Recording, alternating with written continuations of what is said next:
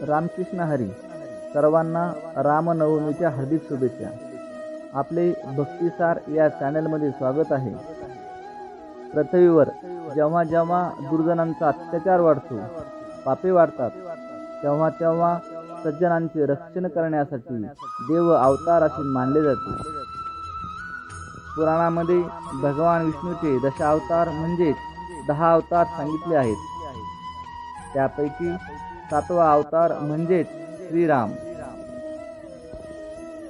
रामायण हे महर्षी वाल्मिकींनी रचलेले भारतीय संस्कृतीमध्ये अत्यंत महत्त्वाचे असलेले महाकाव्य भगवान श्रीरामाच्या आयुष्यावर आधारित आहे.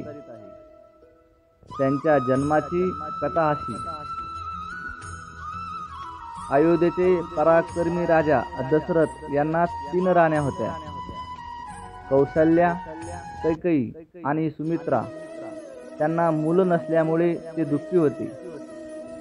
आपल्या गुरूंच्या सूचनेप्रमाणे त्यांनी पुत्र प्राप्तीसाठी पुत्र कामेष्ठी यज्ञ केला. या यज्ञात अग्निदेव प्रसन्न झाले आणि त्यांनी 3 राण्यांसाठी एक असे प्रसाद म्हणून 3 फळे दिली. कौशल्या राणी सर्वात मोठी असली तरीही कैकेयी ही दशरथ राजांची सर्वात प्रिय राणी होती.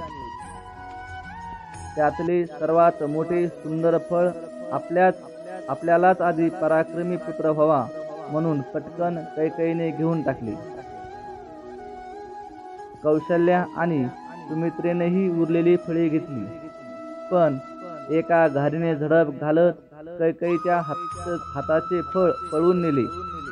याच फळामुळे हनुमानाचा जन्म झाला. तोपर्यंत कौशल्याने आपले फळ घेऊन खाऊन टाकले होते. कैकेयीला दुःखी झालेले पाहून सुमित्रेने मोठ्या मनाने आपले अर्धे फळ कैकेयीला दिले.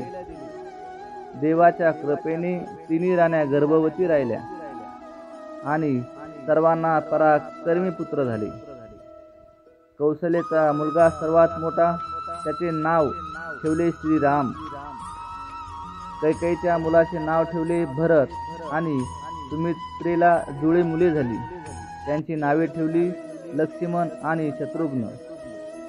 असे म्हणतात की 3 राण्यांना फळ मिळूनही कैकेयीच्या मनात लोभ असल्यामुळे तिचे फळ पळवून नेले गेले आणि सुमित्रेने आपल्याला मिळालेल्या एकाच फळातून कैकेयीला अर्धे देण्याचा उदारपणा दाखविल्यामुळे तिला अर्धे फळ खाऊनही एकाऐवजी 2 पुत्ररत्ने प्राप्त झाली.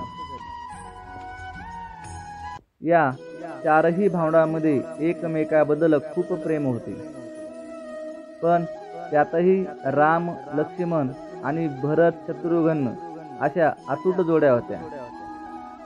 चौघेही पराक्रमी होते, पण श्रीराम हे साक्षात भगवान विष्णूचा अवतार असल्यामुळे त्यांनी अनेक असुर राक्षसांचा संहार केला. रावणासारख्या अत्याचारी राक्षसाचाही विनाश केला. चैत्र महिन्याच्या शुक्ल पक्षातील नवमीला श्रीरामांचा अयोध्येत जन्म झाला. त्यामुळे हा दिवस रामनवमी म्हणून ओळखला जातो. रामाच्या मूर्तीला पाळण्यात ठेवून उत्तर भारतात बालरामाला रामलल्ला असे प्रेमाने म्हणतात. त्यांचा जन्म साजरा करत त्यांच्या बालरूपात पूजा केली जाते. रामाचा जन्म म्हणजे रामनवमी. रामाने रावणाला मारल्याचा दिवस म्हणजे दसरा. राम अयोध्येत परतले तेव्हा दिवाळी आणि रामाचा राज्याभिषेक झाला तो दिवस म्हणजे गुढीपाडवा. असे रामाच्या आयुष्यातले सर्वात महत्त्वाचे क्षण आपण साजरे करतो. इतका त्यांचा भारतीय संस्कृतीवर आणि लोकांवर पगडा आहे. जय श्रीराम.